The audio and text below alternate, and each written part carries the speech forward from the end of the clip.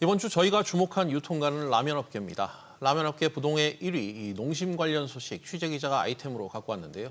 내수 시장의 절반 이상을 차지하고 있는 이 회사가 24년 만에 적자를 기록했습니다.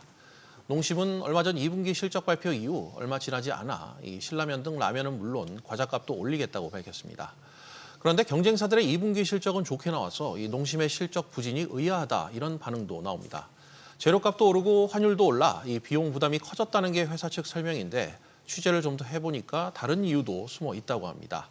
박규준 기자, 먼저 이 농심의 최근 실적부터 다시 한번 짚어볼까요? 네, 국내 법인과 해외 자회사들까지 다 합친 연결 기준으로 파악을 해보면 매출은 16% 소폭 증가했는데요.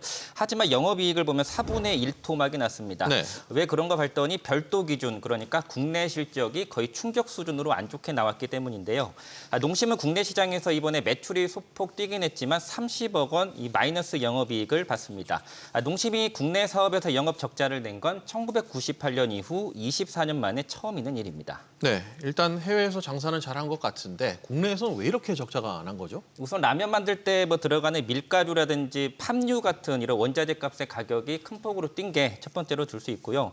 하지만 이것만으로는 2분기 농심의 적자를 온전히 설명할 수는 없습니다. 사실 국내 시장에서 농심은 이 매출에서 원가 부담인 원재료 비용을 뺀 매출 총이익은 1,340억 원으로 나쁘지 않았습니다. 또 지난해 동기보다 8% 늘기도 했습니다. 하지만 이게 갑자기 마이너스 30억 원으로 뚝 떨어진 건 이 판매 관리비로 1,370억 원을 썼기 때문인데요. 예. 좀 보면 지난해 동기 대비 200억 원 더 쓴 것이기도 합니다. 예. 판매 관리비 내역을 좀 살펴보니까 마케팅 비용인 광고 선전비가 전년 대비 40% 상대적으로 큰 폭으로 늘었고 운송 보관 등 물류 관련 비용은 20% 수준 증가했습니다. 예. 사실 보통 기업들은 실적이 안 좋을 때는 이 판관비를 줄이려고 노력을 하는데 농심은 오히려 이 비용을 큰 폭으로 늘린 겁니다. 농심에 물어보니까 라면 시장이 매출 성장이 가능한 상태라고 판단하고 이른바 붐업을 위해서 광고 선전비를 더 썼고 실제로 매출도 늘었다 이렇게 설명했습니다. 저도 관련 기사를 봤는데 농심이 아닌 다른 라면 회사들은 실적이 나쁘지 않았다고요.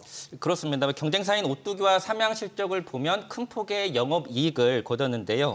오뚜기 같은 경우에는 32%, 삼양은 92% 올해 2분기에 영업 흑자를 거뒀습니다. 네. 사실 이 세 회사 모두 원가 부담이라는 악조건은 다 똑같았을 텐데 하지만은 이들 회사는 사업 구조상의 이득을 봤다는 이런 평가가 나오는데요. 네. 삼양 같은 경우에는 수출 비중이 약 70%로 높아서 최근에 고환율 상황에서 환율 이익을 많이 봤다는 이야기가 나오고요. 네. 오뚜기 같은 경우에는 라면 매출 비중이 25%로 그렇게 높지 않아서 소위 한 사업에 몰빵했을 때의 위험에서 벗어날 수 있었습니다. 네. 이에 비해서 농심 같은 경우에는 라면 비중이 80%로 압도적으로 높기도 하고 수출 비중은 10% 수준으로 상대적으로 낮습니다.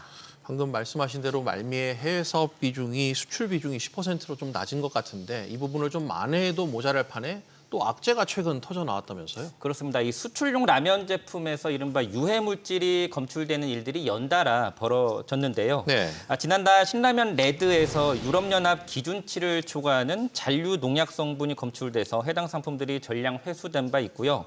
올해 3월에는 이탈리아에서 팔린 신라면 김치에서 또 작년 8월에는 독일에서 팔린 농심의 해물탕면에서 발암 물질이 검출돼서 회수 조치가 됐습니다. 예. 신동원 이 농심 회장으로서는 24년 만에 영업 적자에다가 또 공들이고 있는 이 해외 시장에서 악재가 터졌기 때문에 올해가 이 경영 능력에서 심판대에 서 있는 상황이라고 볼 수 있습니다. 그렇군요. 박 기자, 하반기에는 경영 상황이 좀 괜찮아질까요? 업계에선 농심을 좀 어떻게 바라보고 있습니까?